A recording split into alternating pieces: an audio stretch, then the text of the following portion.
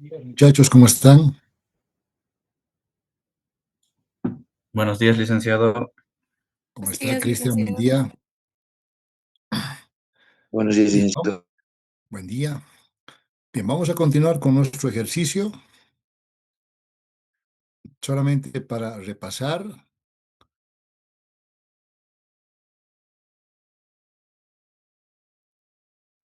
y entender bien este tema de la aplicación de los valores presentes en la contabilización. Vamos a repasar la última transacción que hicimos o las dos últimas que hicimos.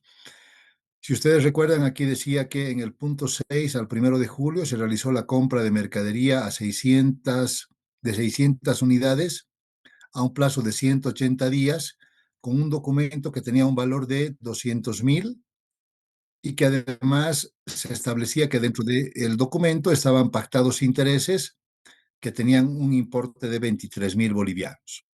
Entonces, si ustedes recuerdan, en el análisis que hacíamos de esa transacción, decíamos que el valor al 1 de julio era los 200,000 bolivianos menos los 23,000.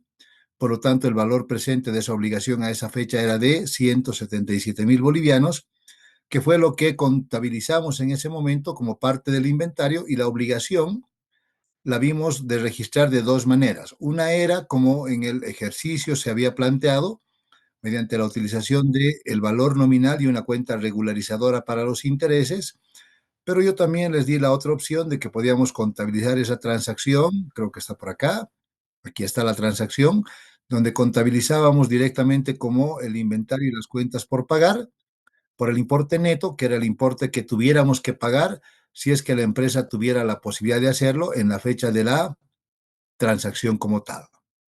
Transcurridos los 180 días, en el ejercicio nos mencionaban, creo que lo tengo por aquí, en el ejercicio se mencionaba en el punto 1 de la operación al 31 de diciembre que se había pagado esa compra de mercadería de reventa, y entonces los 200,000 es el importe que deberíamos pagar, pero dado que es en moneda extranjera, son los 200,000 más su reexpresión, que son 995, y los intereses los regularizaríamos convirtiéndolos en el gasto del periodo, pero más sus intereses, esos 23,000 se convertían en 23,114.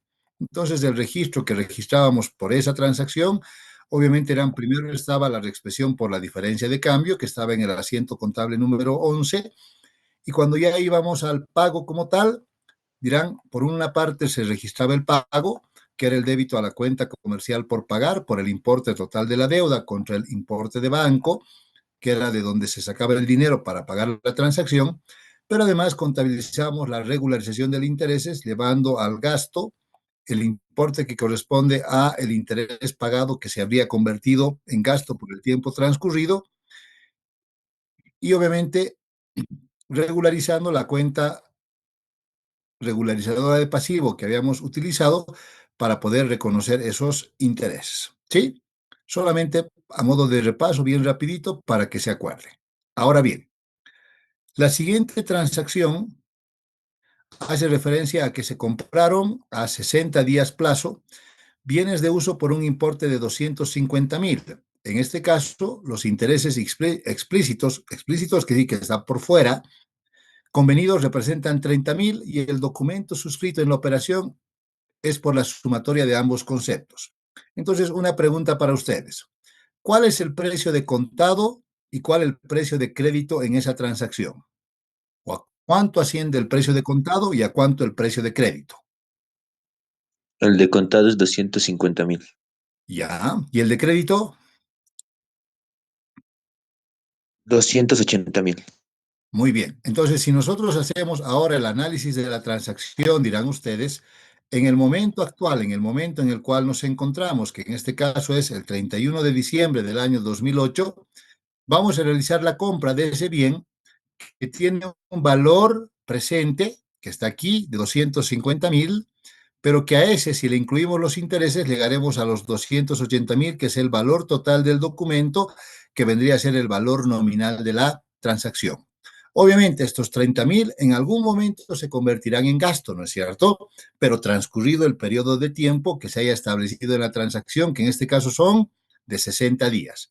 Entonces dirán, en el momento actual, vamos a contabilizar la obligación por los 250.000 y a la vez estos 250.000 también representan el valor del bien al momento de la compra. ¿Por qué? Porque de acuerdo con la NIC 16, el valor de los activos está reflejado por el precio de compra más todos los costos incidentales, que en este caso no hacen referencia, menos, o más bien dirán ustedes, más o menos los impuestos recuperables, pero estamos haciendo sin impuestos, y más los costos de desmantelamiento, retiro, que pudieran estimarse, que en este caso tampoco se hacen referencia, por lo tanto asumimos que son de cero. Entonces, en base a eso, contabilizamos esa transacción, vamos a debitar a la cuenta activos fijos el importe de la compra por el valor de contado de los bienes, que sería los 250.000 en el asiento número 13. Debitamos la cuenta de intereses sobre compras de activos a crédito, que es la cuenta regularizadora de pasivo, en este caso por la obligación financiera que estamos adquiriendo por 30.000 bolivianos, y abonamos a la cuenta cuentas financieras por pagar por esos 280.000. Como les decía, si en la metodología de registro alguien quisiera registrar activos fijos 250.000 contra cuentas por pagar 250.000, también está bien, porque llegado el momento, eso es lo que vamos a reflejar también en los estados financieros. ¿Sí? No hay ningún problema. ¿Alguna pregunta sobre esta transacción? No, licenciado. Ok, vamos a la siguiente entonces. La siguiente transacción, que es la última, menciona que se vendieron 600 unidades del producto triple B a crédito a 180 días plazo con una ganancia del 45% sobre el último precio de compra. Asimismo, se acordó un 5% de interés semestral explícito adicional en la transacción. Entonces, como hicimos en los casos anteriores, primero vamos a hacer el análisis de la transacción y dirán ustedes, a ver, si nosotros nos vamos, que lo debemos tener por aquí, al mayorcito, más que al mayorcito, al CARDEX de la cuenta de inventarios, eso está en la página 11, 12. Sí, aquí tienen ustedes el CARDEX de la cuenta de inventarios. Entonces dirán, a la fecha, después de la última compra que hemos realizado, tenemos 1.100 unidades, de las cuales 500 corresponden al primer lote, por un valor de 280 cada una, que harían un total de 140.000, y 600 a la segunda compra que habríamos hecho, de 295 cada una, por un total de 177.000. Entonces, si nos dice que el precio de venta es un importe al cual le vamos a aumentar una ganancia sobre el último precio de compra, el último precio de compra de nuestro CARDEX son 295 bolivianos, ¿sí? Solamente para que no se pierdan. Entonces dirán, en el precio de compra tenemos esos 295 bolivianos multiplicadas por las 600 unidades, si quieren, y obviamente a la cual nos dicen que vamos a tener una ganancia del 45%. Entonces ahí, si ustedes recuerdan, tenemos dos alternativas para realizar el cálculo. O multiplicamos todo primero por 0.45 para obtener el monto de la ganancia y luego le sumamos el valor del inventario, que sería el costo, o caso contrario, directamente multiplicamos por 1.45, en el cual nos va que el valor del precio de contado es estos 256.650. ¿Sí? Es el precio de contado de venta del bien. Ahora, al otro lado dirán, tenemos que determinar también cuál es el costo de ventas de la mercadería. Para eso tenemos aquí nuestra tarjetita de inventario. Si estamos vendiendo en este momento 600 unidades y las 600 unidades, dirán ustedes, en el sistema de inventarios perpetuo y aplicando el método PEPS, significa que primero van a salir las más antiguas, es decir, estas 500, y luego saldrán lo que falte del último lote de 600. Entonces, como hemos vendido 600 unidades, 500 corresponderán a un precio unitario de 280 y 100 unidades al precio de 295, con lo cual el costo de venta será de 169.500. ¿Sí? Y adicionalmente, como esta es una venta a crédito, dirán, por encima del valor del precio de contado, que son los 256.650, Se ha establecido que hay un interés del 5%, entonces calculamos ese interés, sería otra vez el capital, que es los 256,000, multiplicado por la tasa de interés, que es el 5%, multiplicado por el plazo, que en este caso es de 180 días, y nos da 12,832, que sumados al precio de contado, el precio de venta total será de 269,482. Entonces, con estos datos, ahora podemos realizar el registro contable por la venta de la mercadería a crédito. Eso lo tenemos registrado en el asiento número 14, ¿correcto?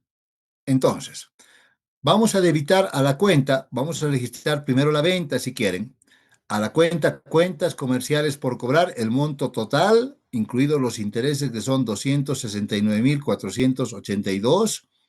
Vamos a debitar, vamos a abonar a la cuenta intereses sobre ventas a crédito por los intereses que todavía no hemos percibido, los vamos a percibir de aquí a 180 días por 12,832 y reconocer el monto que corresponde a los ingresos en la fecha, que de acuerdo con nuestros cálculos son 256,650.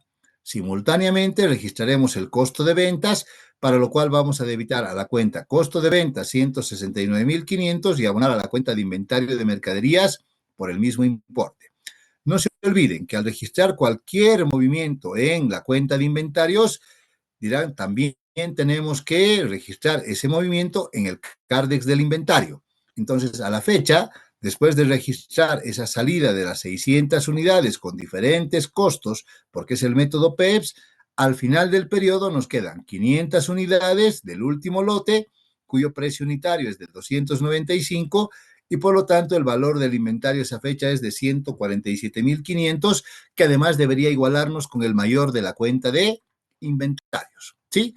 Solamente para tener todo el proceso del ciclo contable reflejado en los tanto comprobantes principales como en los auxiliares que tiene la empresa para su registro contable. Y con eso habríamos terminado las transacciones, hemos llegado al registro contable número 15. Ahora bien, una vez que terminamos el proceso de registración de las transacciones, vamos a entrar en lo que ustedes denominan hacer el análisis de las cuentas para incorporar los ajustes contables que correspondan. Y para eso muchos de ustedes preparan sus hojas de trabajo, ¿no es cierto? De 10 columnas, de 14 columnas, de 16 columnas, como quieran.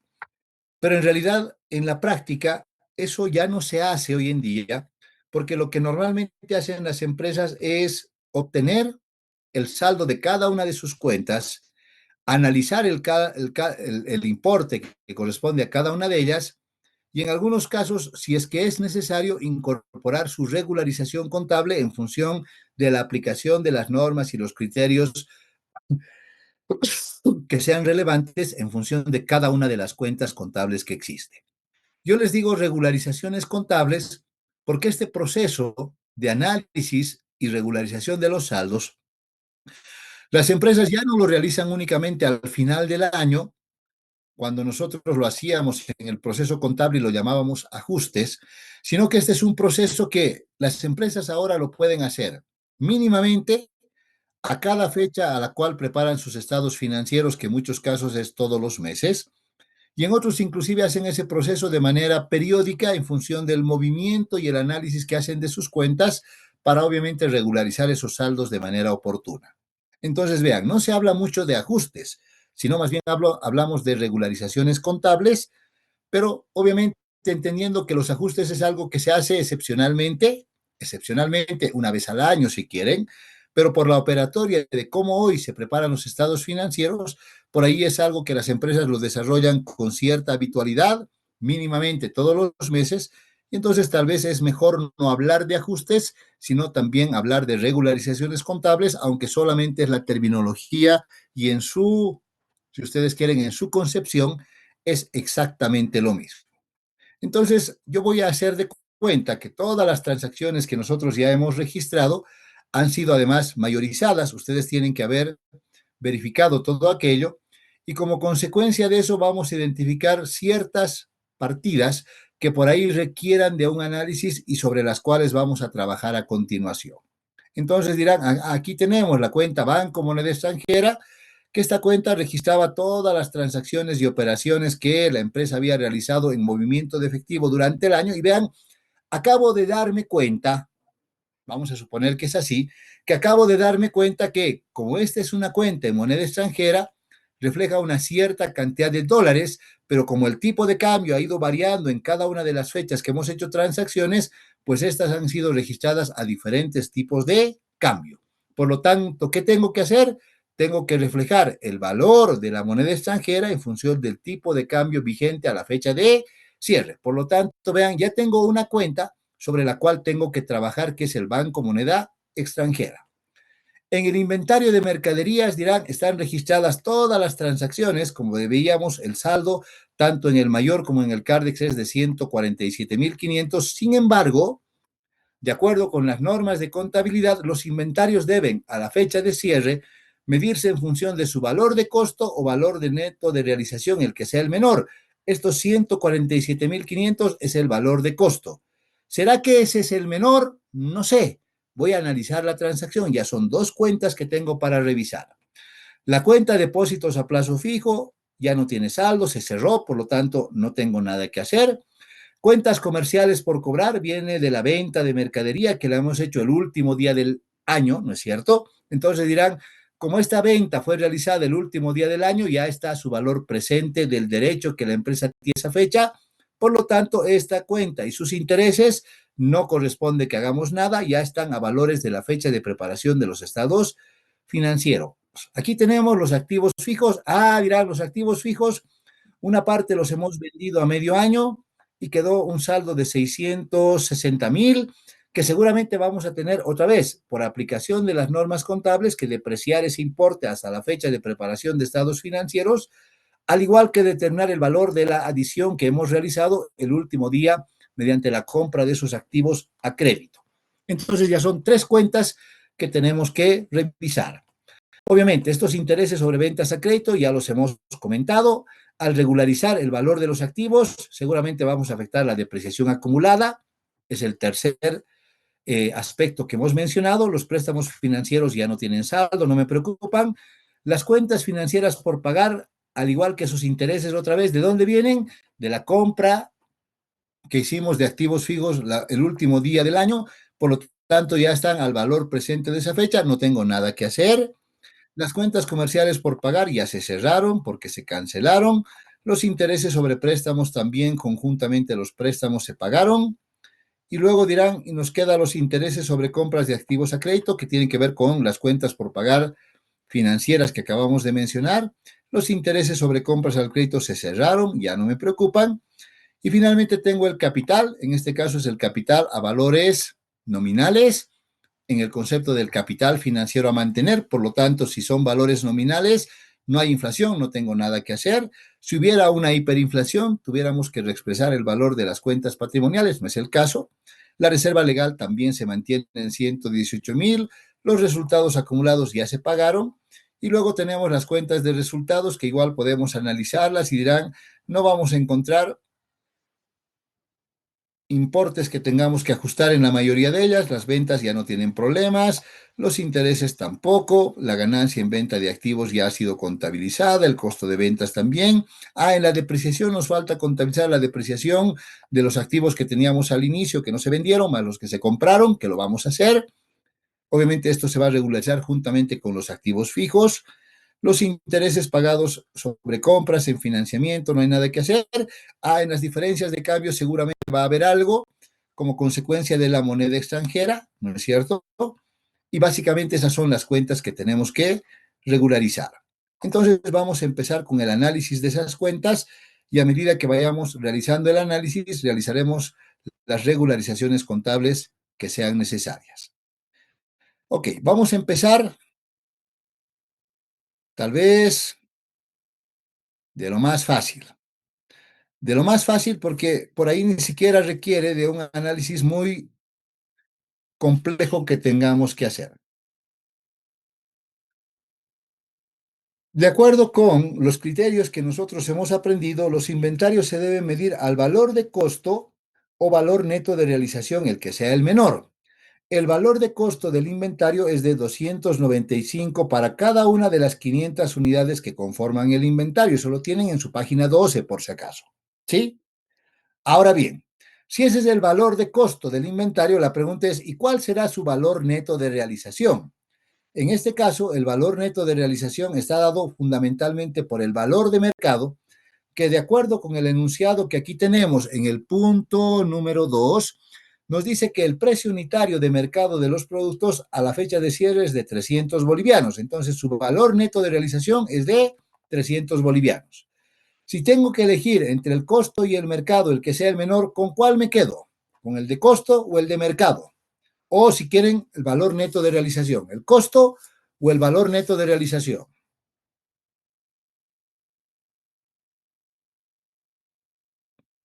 ¿Cuál elijo? ¿Cuál es menor? El costo, licenciado. El del costo. Como estoy eligiendo el del costo, no tengo nada que hacer porque los inventarios ya están contabilizados a su valor de costo. Ahora, si el valor de mercado fuera menor, ¿qué asiento haríamos? Contabilizaríamos el deterioro de valor de los inventarios contra el valor del inventario. O sea, pérdida por deterioro de valor de inventarios contra inventarios. No es el caso. Por lo tanto, dirán, no tengo nada que hacer, pero sí hacer el análisis para determinar si corresponde o no la regularización en el valor del inventario. Ya está superado el primer aspecto. Vamos al siguiente. ¿Qué otra cosa teníamos? Dirán, teníamos también la reexpresión de valor de la cuenta de banco moneda extranjera. Vean, yo he transcrito estos importes que están en el mayor de la cuenta, si quieren lo vamos a poner aquí al lado, solamente para que ustedes hagan el seguimiento también. Y luego he realizado un cierto análisis sobre esos saldos, ¿sí? Entonces aquí teníamos un saldo inicial al 1 de enero de 151.100. Luego dirán el 1 de julio realizamos la venta de la mercadería por 210.000, la venta de los activos en la misma fecha por 209.331, la cobranza del DPF, luego la venta de los activos por 180.000.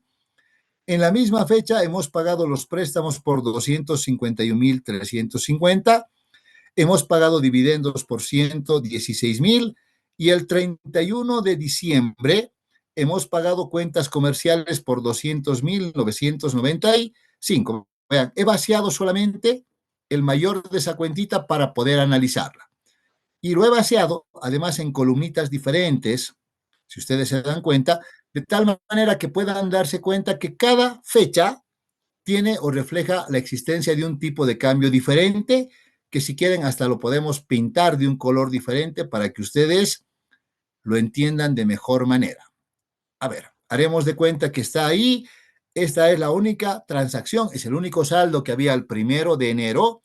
Luego dirán, vienen todas las transacciones que se realizaron el 1 de julio, que le podemos poner en otro colorcito, tal vez más oscurito azul. Y finalmente, la única transacción que hicimos el 31 de diciembre, que le podemos poner otro color si quieren, para que ustedes tengan identificados que hay tres momentos diferentes porque hay tres tipos de cambio diferentes. Ahora, la realidad es que si nosotros hubiésemos realizado esa expresión a medida que iban suscitándose las transacciones, dirán, lo que deberíamos haber hecho en esencia era lo siguiente. El saldo que nosotros teníamos de 151.100 que están aquí, deberíamos haberlo reflejado primero al 1 de julio, mejor lo voy a poner aquí, este valor debería haber ido al 1 de julio, y una vez que hayamos reexpresado de valor y este esté también al tipo de cambio de 804, ya podríamos contabilizar todas esas transacciones que hubieran estado al mismo tipo de cambio. Y una vez que tengamos el saldo, lo que quedaba en el banco al 1 de julio, llevar ese saldo al 31 de diciembre, cuando obviamente cambió el tipo de cambio a 808. Eso debimos haber hecho si ustedes quieren, si nos hubiéramos dado cuenta oportunamente de que había que reexpresar esa cuenta en el momento en el cual se iban generando las variaciones por el tipo de cambio. No lo hicimos. ¿Se dan cuenta? No lo hicimos. Intencionalmente, si quieren, pero no lo hicimos. ¿Qué corresponde ahora? Ahora tenemos que reexpresar esto de fecha a fecha. Cuando todo esto se lo maneja en sistemas que están automatizados dentro de las empresas, es posible que inclusive la contabilidad de la empresa tenga un registro bimonetario, donde además de contabilizar los bolivianos, paralelamente registre el equivalente en dólares. En ese tipo de sistemas, que además obliga a que el usuario del paquetito del sistema contable todos los días incorpore el tipo de cambio de la moneda a esa fecha, el rato que están abriendo su registro contable al día siguiente, automáticamente ustedes ponen el nuevo tipo de cambio y el sistema automáticamente recalcula el valor de los bolivianos y por lo tanto ese valor genera el asiento por la diferencia de cambio automáticamente. Nosotros no estamos utilizando un software y por lo tanto dirán, vamos a tener que hacer todo eso de forma manual y hacerlo de fecha a fecha. Entonces, ¿qué voy a hacer? Voy a seguir la misma lógica de lo que debimos hacer y no lo hicimos. Entonces dirán, yo tenía para empezar 151.100 que estaban al tipo de cambio de 8. Lo primero que voy a hacer es llevar esos 151.100 al 1 de julio, tomando en cuenta que el tipo de cambio esa fecha fue de 804. Y el saldo que tenga de todos estos movimientos, al final los voy a llevar al 31 de diciembre, cuando el tipo de cambio fue de 808. ¿Sí? Ahora, alguien podrá decirme, yo puedo tomar cada uno de estos importes positivos y negativos, multiplicar por el factor de 804 o de 808 contra 8, según corresponda, y me va a dar exactamente lo mismo. De acuerdo, no hay una sola forma de hacerlo. Al final, vean, a mí no me interesa cómo hagan los cálculos, lo importante es que lleguen al saldo que tiene que tener la cuenta a la fecha de preparación de los estados financieros, ¿ok? Entonces, veamos, vamos a ir de fecha a fecha, que tal vez es el procedimiento más lógico y el que por ahí se entiende de mejor manera. Entonces, el importe de los 151.100 estaban al tipo de cambio de 8. Para que estén a 804, lo voy a multiplicar por el factor, que en este caso es de 804 dividido entre 8, para obtener un monto total actualizado, que en este caso sería de 151.855. ¿Qué significa? Que en bolivianos el importe en dólares equivalente a 151.100 solo por diferencia de cambio se convirtió en 151.855 al 1 de julio. Para reflejar ese importe, vamos a calcular el incremento por diferencia de cambio, que sería el importe expresado menos el importe registrado, y tenemos una diferencia de 755 bolivianos. ¿Por qué lo he pintado de un colorcito diferente? Porque si hubiéramos contabilizado eso, dirían ustedes, si hubiéramos, no lo hemos hecho, el saldo de esta cuenta a esa fecha sería 151.855. Ahora bien, ya estamos en el 1 de julio, nos falta registrar estos 755. Al 1 de julio, todas estas transacciones, todas estas que ustedes tienen aquí, fueron realizadas al tipo de cambio de 804. Por lo tanto, no tengo nada que hacer con esas transacciones porque están al valor de esa fecha. Sin embargo, dirán, cuando lleguemos al final del día, seguramente vamos a tener un saldo, porque esta cuenta tiene débitos y créditos, y el saldo que tenga esa cuenta es el que luego tenemos que llevarlo al tipo de cambio de 808. Entonces, para calcular el saldo que debería tener, obviamente esto no está contabilizado todavía, dirán, vamos a sumar todos los débitos, restar todos los créditos, incluido estos 755 que debería tener si es que hubiéramos contabilizado de manera oportuna esa diferencia de cambio. Entonces, si ustedes suman todos estos importes y restan estos otros, el importe al cual seguramente vamos a llegar a esa fecha será de 383.836. Verifiquen que este sea el monto. Sí, licenciado, ese es el monto. Ese es el monto. ¿Qué hacemos con este monto? Dirán, este valor, todas las transacciones están al tipo de cambio de 804. ¿Qué vamos a hacer? Lo vamos a llevar al tipo de cambio de 808. Entonces, estos 383.836 vendrían a ser el monto a reexpresar multiplicado por el factor de la expresión, que sería el tipo de cambio a la fecha de cierre, 808, entre el tipo de cambio a la fecha actual, 804, y el valor reexpresado será 385.746. Vamos a calcular la diferencia de cambio, que sería ese monto expresado menos el valor original de 383.886 y nos da una diferencia de 1.910. Entonces, si contabilizaríamos ese importe de 1.910, dirán menos este importe que se realizó al tipo de cambio ya de 808, debe ser el saldo de la cuenta, pero ya reflejado al tipo de cambio, en este caso, de la fecha de preparación de los estados financieros. Por lo tanto, para contabilizar esa diferencia de cambio, ¿qué nos falta? Por un lado dirán estos 755 que no contabilizamos y estos 1.910 que tampoco lo hicimos. Por lo tanto, en esencia, la diferencia de cambio total para esta cuenta será de 2.665. ¿Sí? Entonces, el asiento que vamos a registrar, en este caso será el número, ¿dónde está? El asiento número 17 es para contabilizar el incremento por diferencia de cambio de la cuenta de Banco Moneda Extranjera por 2.655 y abonamos a la cuenta de resultado también diferencia de cambio los mismos 2.665.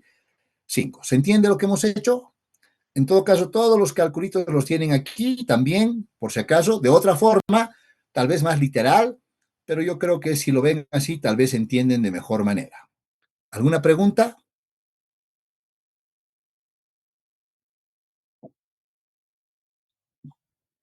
No, Nada. licenciado. Ok, vamos entonces. La única cuenta que nos quedaría es la de la cuenta de los activos fijos, ¿no es cierto? Ahora veamos. La cuenta de activos fijos, de acuerdo a lo que nosotros conocemos, dirán, el movimiento que tiene esa cuenta ha sido el siguiente durante el año. Ya les decía, en la vida real esto puede ser totalmente diferente porque vamos a trabajar en función de el estado detallado de los activos fijos. Cuando hacemos ejercicios en la universidad tomamos montos globales, asumimos ciertas cosas, qué sé yo, para simplificar, pero en la vida real esto es tal vez más sencillo, pero mucho más moroso porque son un montón de cálculos que hay que hacer, que en muchos casos llevan inclusive a que las empresas busquen un software que les permita automatizar todo eso. Entonces, si armamos la composición de la cuenta, dirán, ¿qué tenemos? Tenemos un saldo inicial, primero, de 870.000 bolivianos que eran al 1 de enero, ¿no es cierto? Luego dirán, hemos realizado la venta de una parte de estos activos, que son 210.000. Al decir una venta, al momento de la venta, si ustedes se acuerdan, hemos depreciado y todos estos activos, los hemos dado de baja, en otras palabras, ya no existen. Por lo tanto, vean, si queremos, como yo les decía en algún momento, podemos hacer de cuenta que tenemos como que dos lotes. Uno de 660.000, que es el que se quedó desde el 1 de enero y hasta fin de año no ha tenido movimiento, y el de 200.000, que ya lo vendimos y por lo tanto al venderlo ya no hay nada que hacer con eso. Adicionalmente, si quieren, aparece un tercer lote por la compra que hemos realizado, en este caso le pondremos nomás aquí, el 31 de diciembre, que en este caso son 250.000 bolivianos, con lo cual esta cuenta refleja, si van al mayor, un saldo de 910.000. ¿Por qué los he dividido por lotecitos? Porque al momento de calcular o la reexpresión de valor o la diferencia de cambio o ambas, tenemos que tomar en cuenta que hay diferentes momentos en el cual se incorporaron y por lo tanto sus factores de reexpresión podrían ser diferentes y también van a ser diferentes seguramente el periodo de depreciación que tenemos que considerar para estos activos. ¿Ok? Entonces veamos, dirán, vamos a calcular la depreciación del periodo. De este primer lotecito que hemos identificado aquí, esos 600.000 que vienen desde el 1 de enero, los vamos a depreciar obviamente por el año completo. ¿Por qué? Porque han permanecido durante todo el año dentro de la empresa. Entonces serán los 660.000 multiplicados por su factor de depreciación, que es del 0,10, y la depreciación nos dará 66.000 bolivianos. Los 210.000, que era el otro lotecito, decíamos, ya no hay nada que hacer porque depreciamos al momento de la venta, lo dimos de baja y hoy ya ni siquiera aparecen en los registros contables. Y el otro que tenemos serán estos 250.000 que vienen de la compra que hicimos el 31 de diciembre. Pregunta, ¿voy a depreciar estos activos comprados el 31 de diciembre o no? Y si voy a hacerlo, ¿por qué? Yo diría que no, porque ya es la fecha final, entonces no tendría ningún cambio porque estamos en la fecha de preparación. ¿Seguro? ¿Alguien opina diferente? Licenciado, yo pienso que sí se tiene que depreciar porque así sea el último día del mes de diciembre, por norma tributaria, como te dice que tienes que depreciarlo. Y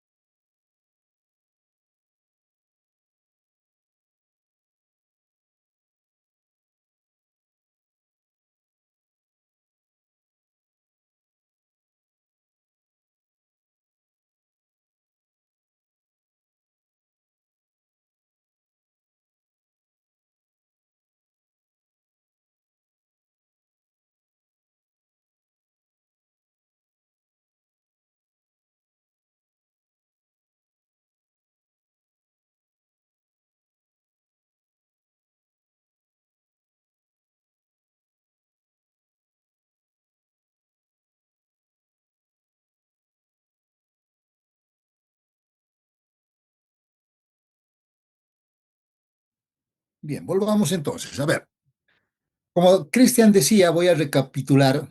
Tal vez no deberíamos hacer nada, porque obviamente si incorporamos el 31 de diciembre, es como que el valor del activo a esa fecha es ese.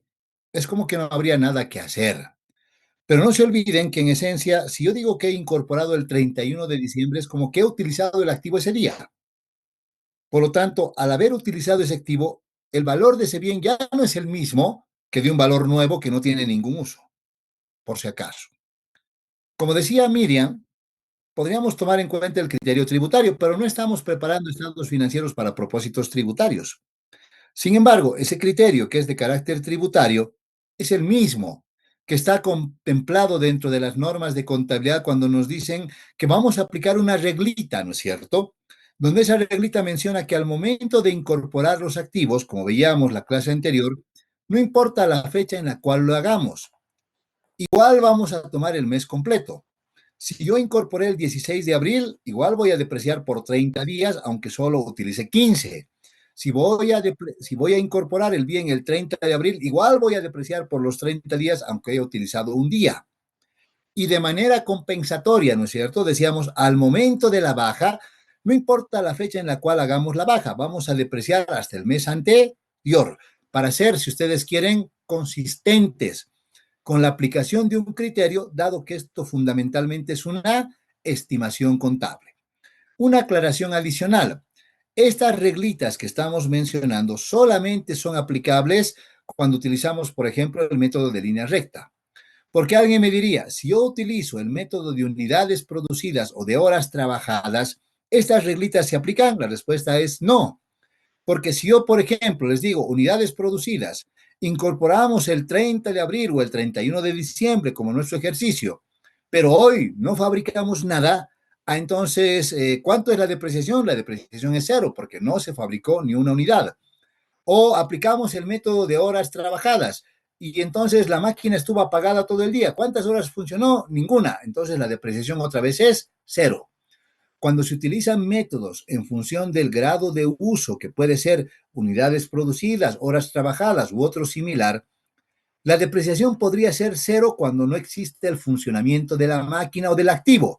No ocurre lo mismo cuando es la depreciación en línea recta. Al ser un método simplificado, si quieren verlo así, nos castiga, o sea, nos obliga a depreciar así no hayamos usado los bienes. Por lo tanto, esa es una condición que deben tener en cuenta siempre al momento de definir una política contable y conocer el efecto que la aplicación de esa política genera en la preparación de los estados financieros. Entonces, siguiendo esa reglita, de nuevo, Miriam, no porque sea tributaria, sino porque también está en las normas contables, yo voy a depreciar ese bien que ha sido incorporado el 31 de diciembre por un mes, tomando en cuenta ese factor del 10%, y la depreciación, por lo tanto, será de 2.063 bolivianos. Por lo tanto, el total serán 68.083. Para reconocer esa transacción, vamos a realizar, o hemos realizado ya, si quieren, en nuestro ejercicio, el asiento de ajuste, si quieren llamarlo, de regularización, que está en el registro contable número 16, que nos permite definir el registrar el gasto en un débito por 68.083 que lo tenemos aquí y abonar a la cuenta de depreciación acumulada esos 68.083 bolivianos. ¿Correcto? ¿Estamos bien? Sí, licenciado. Entonces, Sí, con licenciado. estos datos, dirán, ya hemos registrado todas las transacciones e incluso hemos regularizado los saldos de las cuentas. ¿Qué viene ahora? Ahora viene el proceso de preparación de los estados financieros, ¿sí? Entonces, para que vayamos aplicando varios de los conceptos que hemos ido aprendiendo en la NIJUNO especialmente, vamos a ir preparando los estados financieros, ¿sí? Vamos a preparar, ustedes pueden tomar si quieren hacer seguimiento con los saldos de las cuentas que tienen ahí, y vamos a preparar primero, vean, en este caso la empresa como política dice, voy a preparar el estado del resultado del periodo y el resultado integral en dos estados separados. Entonces, aquí está primero el estado de resultados y por detrás debería estar el estado de resultados integrales. Aquí nos pone la aclaración, ¿sí? La entidad tiene la política de preparar de manera separada esos dos estados y durante el ejercicio, como no hubieron operaciones en ORIS, por lo tanto, el estado de resultado integral va a ser el mismo, ¿no es cierto? Dirán la utilidad neta más ORIS cero, resultado integral, los mismos 68.818. Por eso no está en la solución de su ejercicio.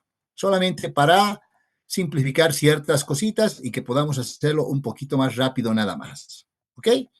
Ahora, no sé qué he apretado.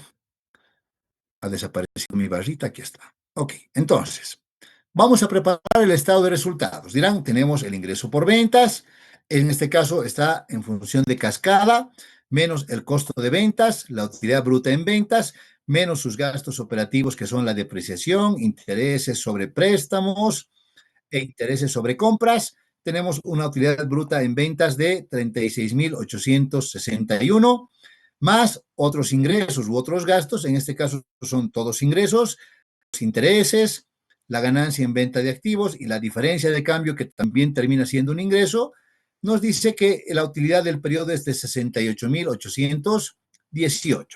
De la misma manera, preparamos el estado de situación financiera. No hemos clasificado en corriente y no corriente, solamente para que lo hagamos de forma sencilla. Dirán, tenemos la cuenta de bancos, 184.751.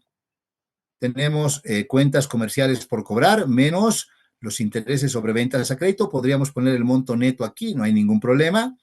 El inventario por 147.500 y los activos fijos también podríamos ponerlo en su importe neto, que sería los 910.000 menos 162.083 para llegar a un total de activo de 1.333.818. En el pasivo tenemos las cuentas financieras por pagar menos los intereses. Tenemos el capital pagado, la reserva legal y los resultados acumulados, que son solo el resultado del periodo, porque si se acuerdan, el total de resultados acumulados se distribuyó y pagó durante el año. Podemos preparar nuestro estado de cambios en el patrimonio, los saldos al inicio del periodo de las cuentas patrimoniales, los cambios o las variaciones que sufrieron durante el año, que lo único que ocurrió fue la distribución de utilidades y la utilidad del ejercicio, con lo cual hemos llegado a estos saldos y estos saldos normalmente van a coincidir con el total del patrimonio que está reflejado en el estado de situación financiera. Entonces ya hemos hecho esos 3 estados financieros y ahora lo que nos faltaría sería preparar nuestro estado de flujos de efectivo. Ahora vean, hay diferentes metodologías para preparar el estado de flujos de efectivo. Entre las diferentes metodologías, por ejemplo, yo les voy a pasar este documento que lo tengo aquí, a ver, que es una pequeña guía que publicaron hace algunos días unos colegas peruanitos, bastante simpático, bien resumidito, obviamente, donde vean básicamente lo que estos señores agarran. Tiene algo de teoría, por supuesto, el documentito que prepararon, pero cuando van a la metodología de preparación, más o menos parten de esta condición, ¿sí? Para que ustedes vean que no es algo extraordinario y nosotros fácilmente podríamos formularnos un papel de trabajo preparatorio primero para luego formular el estado financiero específico. Entonces nos dicen, aquí vamos a partir siempre de estados financieros comparativos y dentro de esos estados financieros comparativos, obviamente comparativos en la situación financiera y el estado de resultados solamente del periodo actual, para que vean que es exactamente lo mismo que nosotros tenemos y que hemos definido en la metodología de preparación. Podemos calcular las variaciones que estos tengan y otra vez dirán, el rato que me digan variaciones es porque estas variaciones seguramente van a ser en importes, ¿no es cierto?, en importes netos. Cuando hablamos de la situación financiera, sabemos que dentro de esto hay operaciones solapadas que deberíamos tomar en cuenta. Y obviamente puede ser que estas variaciones también en algunos casos reflejen transacciones que no necesariamente han reflejado o han implicado el movimiento de dinero. Entonces, si no han implicado el movimiento de dinero, ¿qué vamos a hacer con esas variaciones? Como aquí dice, vamos a hacer, aquí podrían ponerle eliminaciones, si ustedes quieren, de registros que no afectan al efectivo, vamos a sacar de la preparación del Estado, por eso muchos lo llaman eliminaciones. Pueden ser en debe y en haber esas eliminaciones. Y obviamente dirán, y con eso vamos a llegar a las variaciones, si quieren, netas, y a partir de esas variaciones netas, lo que vamos a hacer es clasificar esas variaciones en flujos dependiendo de la naturaleza que estos tengan. Obviamente, vean, aquí dicen, pueden haber, ellos han establecido que los flujos netos pueden ser por cobranzas, por pagos a proveedores, por pago de remuneraciones, por el pago de activos fijos, como principales componentes que pudieran tener en el momento de hacer esas variaciones. ¿Podemos hacer eso? Dirán, podemos clasificarlo de otra manera, podemos inventarnos el papel de trabajo de la forma que nosotros consideremos, porque obviamente es una condición particular de cómo quisiéramos nosotros preparar ese estado, ¿sí?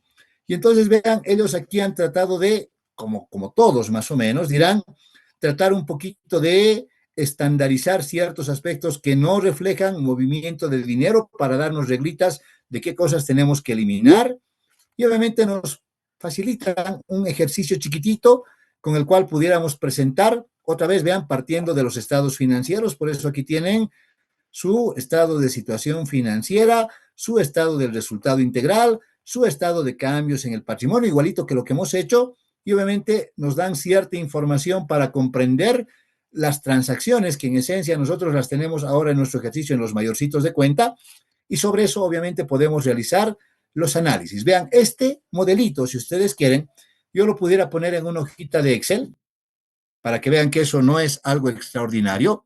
Lo puedo poner en una hojita de Excel y dirán, vamos a crear una hojita de Excel donde por ahí vamos a tener una columnita para decir el detalle y en el detalle vamos a poner en esencia las cuentas que vamos a registrar. Aquí, como yo les decía, vamos a incluir cuentas de activo, cuentas de pasivo, cuentas de patrimonio, hablando de la situación financiera, ¿no es cierto? Si quieren, aquí arriba le pueden poner y decir, aquí está la situación financiera, y por debajito podemos poner el resultado del periodo, y aquí dirán, aquí vamos a encontrarnos con ingresos y seguramente también van a haber gastos, ¿ok? Entonces, a ver, lo voy a poner en un poquito más grande para que ustedes vean cómo podemos ir armando nuestra hojita de trabajo. Entonces dirán, aquí hemos dicho que vamos a poner, por decirles, los saldos al 31 de diciembre del 2024, supongamos que estamos preparando para ese año. A ver, vamos a darle formatito, además, si quieren, para que vean que esto ya es un tema de criterio. Siempre, vean, la norma dice lo que debo hacer, en muchos casos no me dice el cómo se hace, eso depende de su criterio profesional, por si acaso. Y dirán, aquí tenemos entonces los saldos a 31, que sería el año anterior, de diciembre del año 2023. Nos han dicho que vamos a calcular unas variaciones, que las variaciones en fórmula, vean, lo único que van a hacer es esto, el año actual, menos el anterior, eso va a ser la variación que vamos a calcular. Aquí obviamente los ingresos y gastos, la variación va a ser automática, porque aquí los importes dirán, en activos sí se ponen valores, aquí no. Si quieren podemos marcar aquí que solamente son los ingresos y gastos del año, estos no vamos a copiar. Y luego aquí nos decían, vamos a identificar eliminaciones, o si quieren son transacciones que no mueven el efectivo, ¿no es cierto? Eso es lo que nos han dicho. Entonces, si quieren, eso lo podemos poner en dos columnitas, debe y haber, que además, si se cumple la doble partida, debería siempre cuadrar, debería igualar. Otra vez le podemos dar formatito a esto para que no se nos pierda. Ya está. Vamos a bajar un poquito más para que se vea todo lo que estamos poniendo. Y luego dirán, aquí entonces hemos dicho, estas son variaciones si quieren brutas, ¿no ve? Para seguir un poco lo que ellos ponían. Estas van a ser variaciones netas.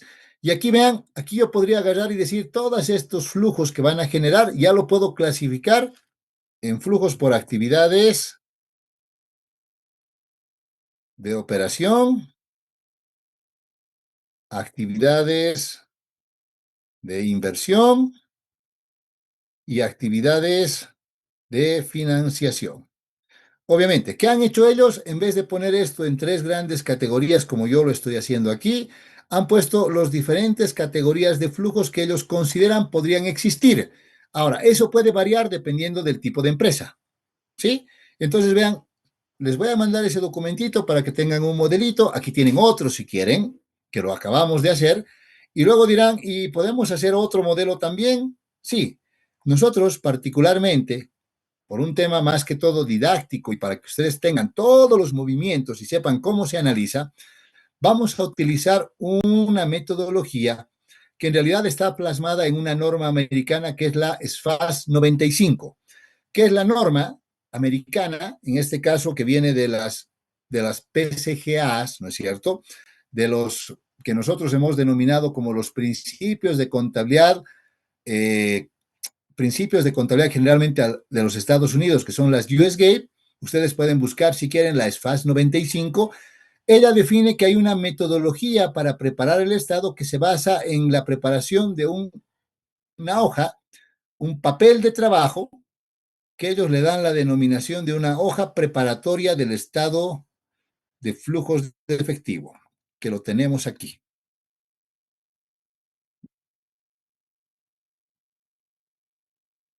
No está aquí. Ok, no está aquí. Lo tenemos. Tengo que haberles pasado también eso en el material que tienen de la solución del ejercicio. Ahorita voy a buscar.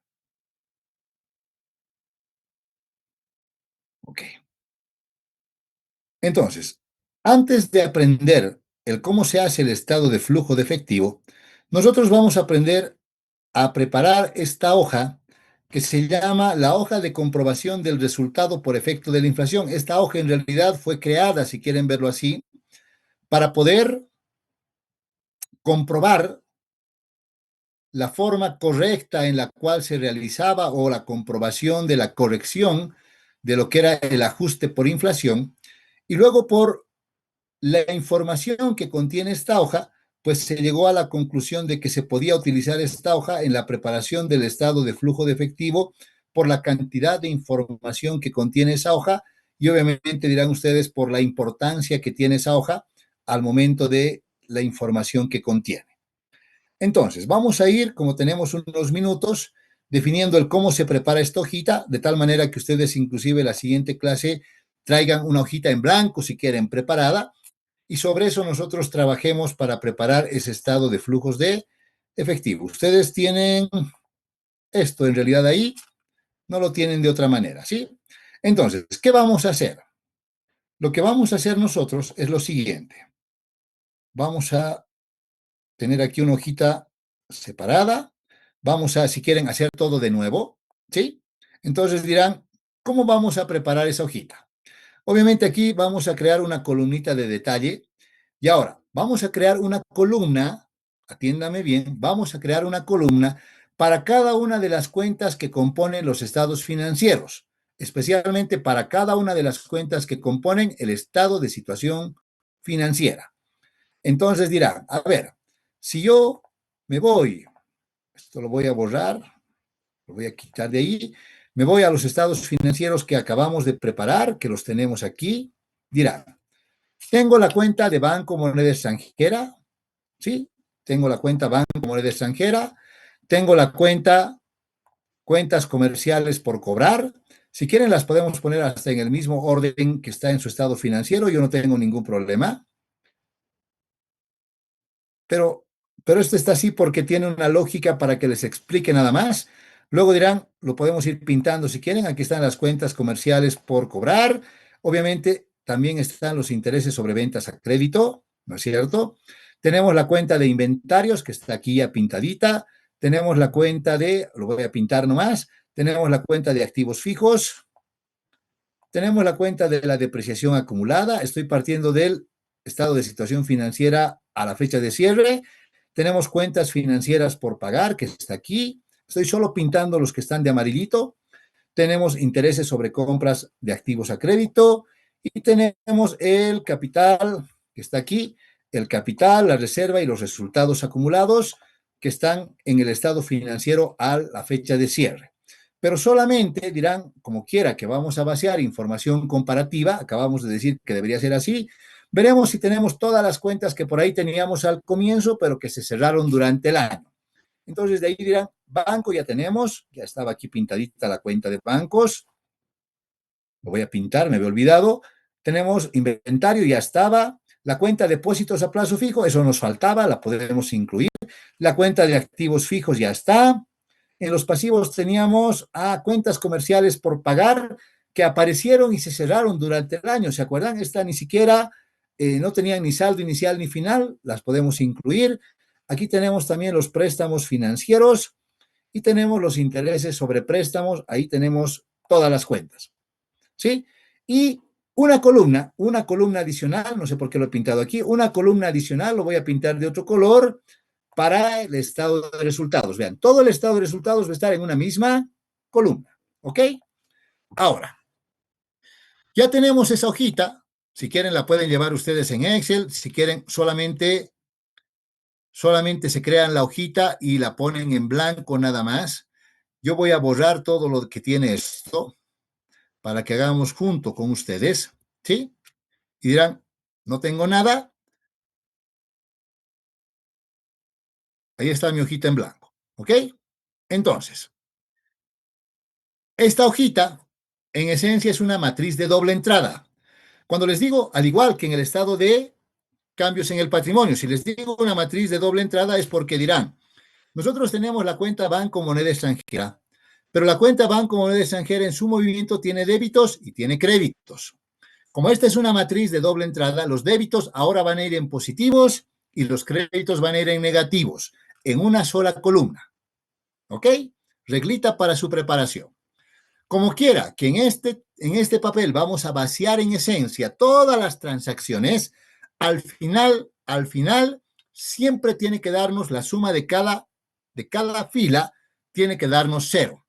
Entonces, vamos a partir de vaciar en esta hojita los saldos que teníamos al inicio del periodo. ¿Me pueden dictar? ¿O quieren que yo lo ponga aquí al ladito? Porque no me quieren dictar nada. A ver. Estos son los saldos que teníamos al 1 de enero. Entonces, yo simplemente, vean, voy a copiar los datos. Tenía en Banco Moneda Extranjera 151.100. Tenía en inventario de mercaderías 280.000. Tenía en depósitos a plazo fijo 196.500. Tenía, en estas no tenía nada, 0 si quieren. Tenía en activos fijos 870.000 y en depreciación acumulada menos 132.000, es decir, un abono de 132.000 que va en negativo. Tenía en préstamos financieros, buscaremos préstamos financieros, como tiene saldo acreedor, será negativo 250.100. Intereses sobre préstamos y es regularizadora de pasivos, su saldo es deudor, 18.500. Tengo capital social, 900.000. Tengo reserva legal, 118.000. Y tengo los resultados acumulados que son 116.000. Al inicio, obviamente, el resultado es 0, ¿no es cierto? No hay resultado del periodo, ¿o sí? Aquí dirán, se está cometiendo un error. Estas cuentas tienen saldo acreedor, tienen que ir en negativo, ¿correcto? ¿Estamos bien? Entonces, el rato que transcriban todos los saldos, dirán, es como que esto, débitos y créditos, es como si estuviéramos haciendo el asiento de apertura, siempre tiene que darnos 0. ¿Sí? Entonces dirán, en todo lo que nosotros vayamos a cargar, siempre tiene que darnos 0. Siempre tiene que darnos 0 aquí como una medida de comprobación, si quieren, que lo que estamos haciendo está bien. ¿Ok? Ahora, durante el desarrollo de la hojita, vamos a ir cargando todas las transacciones que pudieron haberse realizado durante el año, agrupando las transacciones de acuerdo con su naturaleza. ¿Sí? Y la idea es que una vez que hagamos eso, lleguemos a los saldos que existen a la fecha de cierre, y entonces dirán, aquí debería estar los saldos del estado de situación financiera, y aquí debería estar, obviamente, el resultado del periodo. Ese es el propósito y la metodología en la preparación de esa hojita. ¿Ok? Ahora, algunas consideraciones, porque alguien me va a decir, si yo voy a una empresa en la vida real, la empresa puede tener 10 cuentas de banco. ¿Qué hago? Ok, banco por su naturaleza, ustedes saben que tiene un movimiento que es similar. ¿Para qué van a aperturar 20 columnas? Dirán, todas las cuentas de banco son igualitas. Por lo tanto, los bancos podemos registrarlos todos en una misma columna. Una empresa puede tener 500 clientes. Todos los clientes registran la misma información. Están las ventas a crédito, las cobranzas de los clientes, el deterioro de valor de los clientes. Entonces, todo eso lo puedo agrupar en uno solo y registrar como cuentas comerciales por cobrar. Los activos fijos, la empresa puede tener terrenos, edificios, vehículos, maquinaria, lo que quieran. Al final, en su naturaleza, son todos exactamente, exactamente igualitos. Y así vean, voy a ir agrupando en función de la naturaleza que tengan. Entonces alguien me diría, aquí usted ha aperturado tal vez, a ver, tres, no sé, vamos a sumar. Aquí tengo 1, 2, 3, 4, 5, 6, 7, 8, 9, 10, 11, 12, 13, 14, 15, 16, 17 columnas. ¿Qué tantas más puede abrir? No sé, 10 más. No es que van a ser extraordinariamente diferente. No piensen que porque hacemos en clases y tratamos de, en cierta medida, darles ciertas condiciones didácticas, cuando ustedes vayan a la vida real, esto va a ser totalmente diferente. Les repito, no es así. ¿Sí? Alguien me dirá, la empresa tiene préstamos financieros. ¿Cuántos préstamos financieros tiene? Todos son igualitos, además. La empresa tiene otra cuentita que se llama obligaciones tributarias, obligaciones laborales. Ok, aperturemos una cuentita para cada una de ellas. Más que una cuentita, aperturemos una columnita para cada una de ellas. No necesitan aperturar 20,000 columnas. ¿Ok?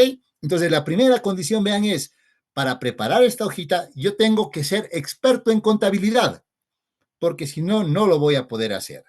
Y si yo les digo que en esta hojita vamos a terminar vaciando el movimiento de cada una de las cuentas contables, es casi como haberles dicho, dentro de esta hojita vamos a vaciar la naturaleza de cada cuenta. Por lo tanto, ¿qué significa? Que ustedes tienen que saber en esencia, en detalle y con precisión, cuál es la naturaleza de cada una de las cuentas que componen los estados financieros. Entonces, veamos. Si yo les pregunto, por ejemplo, y les digo, ¿cuál es la naturaleza de la cuenta de inventarios? Que casualmente la tengo aquí.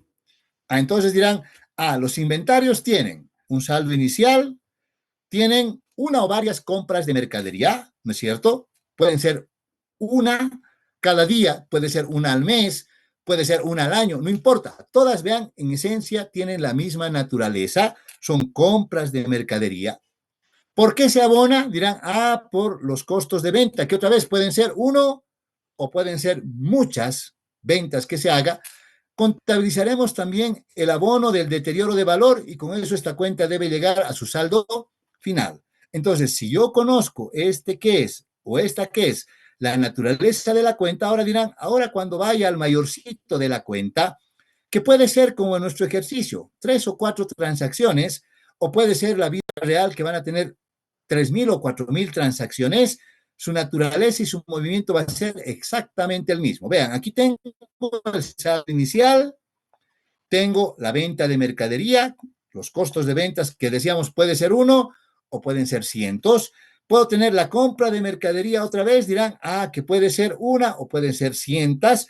Puede haber la cobranza también, o perdón, en el inventario de mercaderías dirán, aquí solamente puede haber el deterioro o vean, como en este otro caso, otra venta de mercadería. Entonces, al final dirán, todas las ventas son de la misma naturaleza. ¿Qué voy a hacer? Voy a sumar todas estas para vaciarla en mi hojita de trabajo.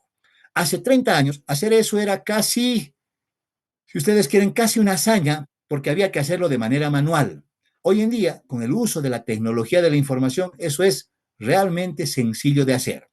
¿Qué van a hacer en la vida real? Van a ir ustedes a una empresa, le van a pedir que el mayor de su cuenta se los vacíe en una hoja de Excel o todos los mayores se los vacíen a Excel o les entreguen en un formato de Excel y en el formato de Excel ustedes lo único que van a hacer es ir agrupando esas transacciones de acuerdo con su naturaleza. Entonces dirán, a ver, ¿qué palabra, por ejemplo? Si estoy en la cuenta de inventario de mercadería, voy a decir, a ver, todas las que tengan la palabra compras, quiero que me lo filtre, la sumatoria de eso es todas las compras que la empresa hizo durante el año.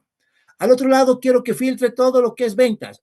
Ok, perfecto, son todas las ventas de mercadería durante el año.